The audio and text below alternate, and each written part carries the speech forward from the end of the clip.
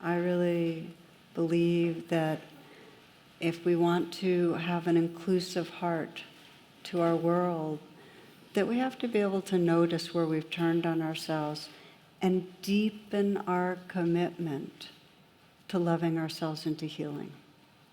Deepen our commitment to embracing the parts of ourselves we don't like. If we can't do that, we're not going to be able to open our hearts to the world.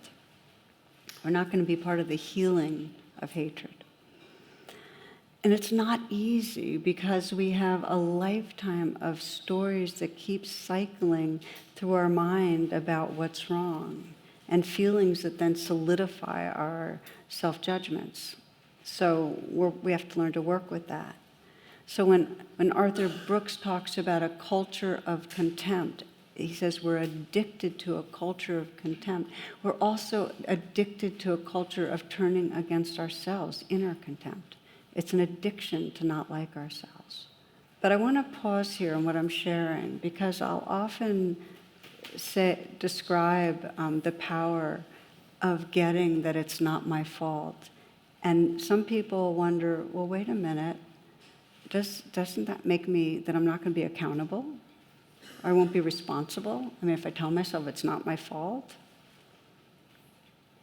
I remember one man who hated himself for his anger because he lashed out at people, and he was hurtful.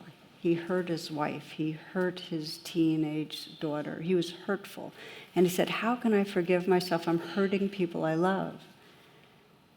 And so I said, well, is your self-hatred and blame helping you to behave better? And he could get the logic of that. But he said, but for me to tell myself it's not my fault when I'm causing, he said, but for me to forgive myself, and I looked at him and I said, and I actually had my hand on his shoulder, I said, your anger is not your fault. It really isn't your fault.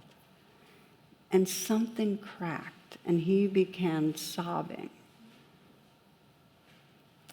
And I'll never forget how, when he really could let it be true that it wasn't his fault, he saw, as he was meditating, he had memories of his father and how his father, he could remember a time when he was a young boy watching his father throw dishes in anger at his mother. He didn't throw the dish at his mother, but breaking dishes in the kitchen, and afterwards the remorse. And he remembers thinking, oh, he couldn't help it either. This is a father he had hated for 4 decades. The message of it's not your fault to him, what happened was it broke him open to a level of self-compassion that he started being able to work with the roots of his anger, his real feelings of powerlessness and fear. And he told me a year later that his wife said to him, for the first time in our marriage, I actually feel safe with you.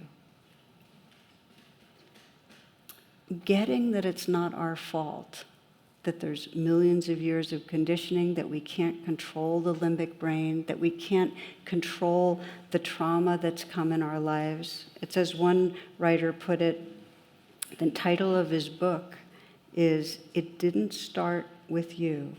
But he talks about past generational trauma, everything that shapes our psyche. It's not our fault. It doesn't mean we're not responsible. What actually happens is, if we stop blaming ourselves, we become able to respond to the wound. We become responsible.